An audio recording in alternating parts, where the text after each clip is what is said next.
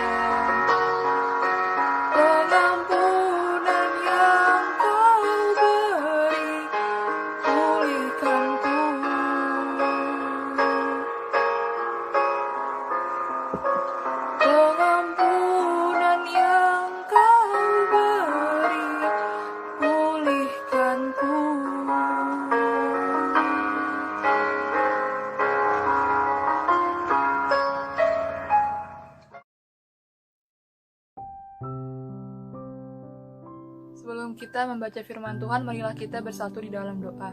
Ya Tuhan Yesus, selamat pagi ya Tuhan. Puji dan syukur atas penyertaan-Mu sepanjang tadi malam. Tuhan, terima kasih juga atas napas kehidupan yang masih Engkau berikan sampai saat ini, juga atas semua kebaikan-Mu. Tuhan Yesus, sebelum kami memulai aktivitas kami ingin membaca sedikit dari firman-Mu ya Tuhan. Kiranya Engkau yang memberkati, Engkau yang memberikan hikmat kepada setiap kami supaya kami bisa mengerti firman-Mu ya Tuhan. Berkati juga Tuhan supaya firman yang kami baca ini dapat menjadi rema dalam kehidupan kami masing-masing. Tuhan, Engkau yang memberkati, Tuhan, Engkau yang menyertai setiap kami, Tuhan Yesus. Berbicaralah Tuhan melalui firman-Mu pada pagi hari ini supaya kami dapat mendengar, Tuhan Yesus. Hanya dalam nama-Mu saja ya Tuhan kami berdoa dan mengucap syukur. Haleluya. Amin. Markus 14, rencana untuk membunuh Yesus. Hari Raya Paskah dan Hari Raya Roti Tidak Beragi akan mulai 2 hari lagi. Imam-imam kepala dan ahli-ahli Taurat mencari jalan untuk menangkap dan membunuh Yesus dengan tipu muslihat. Sebab mereka berkata, jangan pada waktu perayaan supaya jangan timbul keributan di antara rakyat. Yesus diurapi. Ketika Yesus berada di Betania di rumah Simon si Kusta dan sedang duduk makan, datanglah seorang perempuan membawa suatu buli-buli pualam, berisi minyak narwastu murni yang mahal harganya. Setelah dipecahkannya leher buli-buli itu, dicurahkannya minyak itu ke atas kepala Yesus. Ada orang yang menjadi gusar dan berkata seorang kepada yang lain, "Untuk apa pemborosan minyak narwastu ini? Sebab minyak ini dapat dijual 300 dinar lebih dan uangnya dapat diberikan kepada orang-orang miskin." Lalu mereka memarahi perempuan itu. Tetapi Yesus berkata, "Biarkanlah dia, mengapa kamu menyusahkan dia? Ia telah melakukan suatu perbuatan yang baik padaku. Karena orang-orang miskin selalu ada padamu, dan kamu dapat menolong mereka bila mana kamu menghendakinya, tetapi aku tidak akan selalu bersama-sama kamu. Ia telah melakukan apa yang dapat dilakukannya. Tubuhku telah diminyakinya sebagai persiapan untuk penguburanku. Aku berkata kepadamu, sesungguhnya di mana saja Injil diberitakan di seluruh dunia, apa yang dilakukannya ini akan disebut juga untuk mengingat dia." Yudas mengkhianati Yesus. Lalu pergilah Yudas Iskariot, salah seorang dari ke-12 murid itu, kepada imam-imam kepala dengan maksud untuk menyerahkan Yesus kepada mereka. Mereka sangat gembira waktu mendengarnya dan mereka berjanji akan memberikan uang kepadanya. Kemudian ia mencari kesempatan yang baik untuk menyerahkan Yesus. Yesus makan Paskah dengan murid-muridnya. Pada hari pertama dari hari raya roti tidak beragi, pada waktu orang menyembelih domba Paskah, murid-murid Yesus berkata kepadanya, "Ke tempat mana engkau menghendaki kami pergi untuk mempersiapkan perjamuan Paskah bagimu?" Lalu ia menyuruh 2 orang muridnya dengan pesan, "Pergilah ke kota, di sana kamu akan bertemu dengan seorang yang membawa kendi berisi air, ikutilah dia, dan katakanlah kepada pemilik rumah yang dimasukinya, 'Pesan Guru, di manakah ruangan yang disediakan bagiku untuk makan Paskah bersama-sama dengan murid-muridku?' Lalu orang itu akan menunjukkan kamu sebuah ruangan atas yang besar, yang sudah lengkap dan tersedia. Disitulah kamu harus mempersiapkan perjamuan Paskah untuk kita." Maka berangkatlah kedua murid itu, dan setibanya di kota, didapati mereka semua seperti yang dikatakan Yesus kepada mereka. Lalu mereka mempersiapkan Paskah. Setelah hari malam, datanglah Yesus bersama-sama dengan ke-12 murid itu. Ketika mereka duduk di situ dan sedang makan, Yesus berkata, "Aku berkata kepadamu, sesungguhnya seorang di antara kamu akan menyerahkan aku, yaitu dia yang makan dengan aku." Maka sedihlah hati mereka dan seorang demi seorang berkata kepadanya, "Bukan aku ya Tuhan." Ia menjawab, "Orang itu ialah salah seorang dari kamu yang 12 ini. Dia yang mencelupkan roti ke dalam satu pinggang dengan aku. Anak manusia memang akan pergi sesuai dengan yang ada tertulis tentang dia. Akan tetapi celakalah orang yang olehnya anak manusia itu diserahkan. Adalah lebih baik bagi orang itu sekiranya ia tidak dilahirkan." Penetapan perjamuan malam. Dan ketika Yesus dan murid-muridnya sedang makan, Yesus mengambil roti, mengucap berkat, memecah-mecahkannya, lalu memberikannya kepada mereka dan berkata, "Ambillah, inilah tubuhku." Sesudah itu ia mengambil cawan, mengucap syukur, lalu memberikannya kepada mereka. Dan mereka semuanya minum dari cawan itu. Dan ia berkata kepada mereka, "Inilah darahku, darah perjanjian yang ditumpahkan bagi banyak orang. Aku berkata kepadamu, sesungguhnya aku tidak akan minum lagi hasil pokok anggur sampai pada hari aku meminumnya, yaitu yang baru dalam kerajaan Allah." Petrus akan menyangkal Yesus. Sesudah mereka menyanyikan nyanyian pujian, pergilah mereka ke Bukit Zaitun.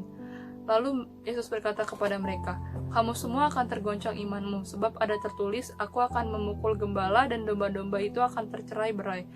Akan tetapi sesudah aku bangkit, aku akan mendahului kamu ke Galilea." Kata Petrus kepadanya, "Biarpun mereka semua tergoncang imannya, aku tidak." Lalu kata Yesus kepadanya, "Aku berkata kepadamu, sesungguhnya pada hari ini, malam ini juga, sebelum ayam berkokok 2 kali, engkau telah menyangkal aku 3 kali. Tetapi dengan lebih bersungguh-sungguh Petrus berkata, "Sekalipun aku harus mati bersama-sama engkau, aku takkan menyangkal engkau." Semua yang lain pun berkata demikian. Di Taman Getsemani. Lalu sampailah Yesus dan murid-muridnya ke suatu tempat yang bernama Getsemani. Kata Yesus kepada murid-muridnya, "Duduklah di sini, sementara aku berdoa." Dan ia membawa Petrus, Yakobus, dan Yohanes sertanya. Ia sangat takut dan gentar. Lalu katanya kepada mereka, "Hatiku sangat sedih, seperti mau mati rasanya. Tinggallah di sini dan berjaga-jagalah." Ia maju sedikit, merebahkan diri ke tanah, dan berdoa supaya sekiranya mungkin saat itu lalu daripadanya. Katanya, "Ya Aba, ya Bapa, tidak ada yang mustahil bagimu. Ambillah cawan ini daripadaku, tetapi janganlah apa yang aku kehendaki, melainkan apa yang Engkau kehendaki." Setelah itu ia datang kembali dan mendapati ketiganya sedang tidur. Dan ia berkata kepada Petrus, "Simon, sedang tidurkah engkau? Tidakkah engkau sanggup berjaga-jaga 1 jam? Berjaga-jagalah dan berdoalah supaya kamu jangan jatuh ke dalam pencobaan. Roh memang penurut, tetapi daging lemah." Lalu ia pergi lagi dan mengucapkan doa yang itu juga. Dan ketika ia kembali pula, ia mendapati mereka sedang tidur, sebab mata mereka sudah berat dan mereka tidak tahu jawab apa yang harus mereka berikan kepadanya. Kemudian ia kembali untuk ketiga kalinya dan berkata kepada mereka, "Tidurlah sekarang dan istirahatlah, cukuplah saatnya sudah tiba. Lihat, Anak Manusia diserahkan ke tangan orang-orang berdosa. Bangunlah, marilah kita pergi, dia yang menyerahkan aku sudah dekat." Yesus ditangkap. Waktu Yesus masih berbicara, muncullah Yudas, salah seorang dari ke-12 murid itu. Dan bersama-sama dia serombongan orang yang membawa pedang dan pentung disuruh oleh imam-imam kepala, ahli-ahli Taurat dan tua-tua. Orang yang menyerahkan dia telah memberitahukan tanda ini kepada mereka. "Orang yang akan kucium itulah dia, tangkaplah dia dan bawalah dia dengan selamat." Dan ketika ia sampai di situ, ia segera maju mendapatkan Yesus dan berkata, "Rabi," lalu mencium dia. Maka mereka memegang Yesus dan menangkapnya. Salah seorang dari mereka yang ada di situ menghunus pedangnya, lalu menetapkannya kepada hamba imam besar sehingga putus telinganya. Kata Yesus kepada mereka, "Sangka kamu aku ini penyamun, maka kamu datang lengkap dengan pedang dan pentung untuk menangkap aku? Padahal tiap-tiap hari aku ada di tengah-tengah kamu mengajar di bait Allah, dan kamu tidak menangkap aku. Tetapi haruslah digenapi yang tertulis dalam kitab suci." Lalu semua murid itu meninggalkan dia dan melarikan dia. Ada seorang muda yang pada waktu itu hanya memakai sehelai kain lenan untuk menutup badannya, mengikuti dia. Mereka hendak menangkapnya, tetapi ia melepaskan kainnya dan lari dengan telanjang. Yesus di hadapan mahkamah agama. Kemudian Yesus dibawa menghadap imam besar, lalu semua imam kepala, tua-tua dan ahli Taurat berkumpul di situ. Dan Petrus mengikuti dia dari jauh sampai ke dalam halaman imam besar. Dan di sana ia duduk di antara pengawal-pengawal sambil berdiam dekat api. Imam-imam kepala malah seluruh mahkamah agama mencari kesaksian terhadap Yesus supaya ia dapat dihukum mati, tapi mereka tidak memperolehnya. Banyak juga orang yang mengucapkan kesaksian palsu terhadap dia, tetapi kesaksian-kesaksian itu tidak sesuai yang satu dengan yang lain. Lalu beberapa orang naik saksi melawan dia dengan tuduhan palsu ini. "Kami sudah mendengar bahwa orang ini berkata, 'Aku akan merubuhkan bait suci buatan tangan manusia ini, dan dalam tiga hari akan kudirikan yang lain, yang bukan buatan tangan manusia.' Dalam hal ini pun kesaksian mereka tidak sesuai yang satu dengan yang lain. Maka imam besar bangkit berdiri di tengah-tengah sidang dan bertanya kepada Yesus, katanya, 'Tidakkah engkau memberi jawab atas tuduhan-tuduhan saksi-saksi ini terhadap engkau?' Tetapi ia tetap diam dan tidak menjawab apa-apa. Imam besar itu bertanya kepadanya sekali lagi. Katanya, 'Apakah engkau Mesias, anak dari yang terpuji?' Jawab Yesus, 'Akulah dia, dan kamu akan melihat Anak Manusia duduk di sebelah kanan yang Maha Kuasa, dan datang di tengah-tengah awan-awan di langit.' Maka imam besar itu mengoyakkan pakaiannya dan berkata, Untuk apa kita perlu saksi lagi? Kamu sudah mendengar hujatnya terhadap Allah. Bagaimana pendapat kamu?" Lalu dengan suara bulat mereka memutuskan bahwa dia harus dihukum mati. Lalu mulailah beberapa orang meludahi dia dan menutupi mukanya dan meninjunya sambil berkata kepadanya, "Hai Nabi, cobalah terka." Malah para pengawal pun memukul dia. Petrus menyangkal Yesus. Pada waktu itu Petrus masih ada di bawah di halaman. Lalu datanglah seorang hamba perempuan imam besar. Dan ketika perempuan itu melihat Petrus sedang berdiam, ia menatap mukanya dan berkata, "Engkau juga selalu bersama-sama dengan Yesus orang Nazaret itu." Tetapi ia menyangkalnya dan berkata, "Aku tidak tahu dan tidak mengerti apa yang engkau maksud." Lalu ia pergi ke serambi muka dan berkokoklah ayam. Ketika hamba perempuan itu melihat Petrus lagi, berkatalah ia pula kepada orang-orang yang ada di situ, "Orang ini adalah salah seorang dari mereka."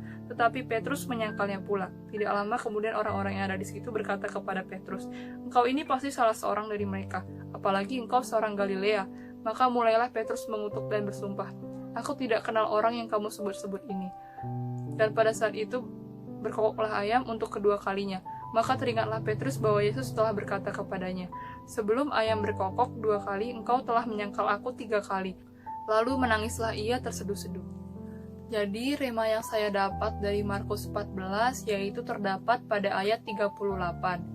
"Berjaga-jagalah dan berdoalah, supaya kamu jangan jatuh ke dalam pencobaan. Roh memang penurut tetapi daging lemah." Seringkali saat kita menghadapi masalah, kita mengandalkan kekuatan kita sendiri, bahkan mengandalkan kekuatan orang lain.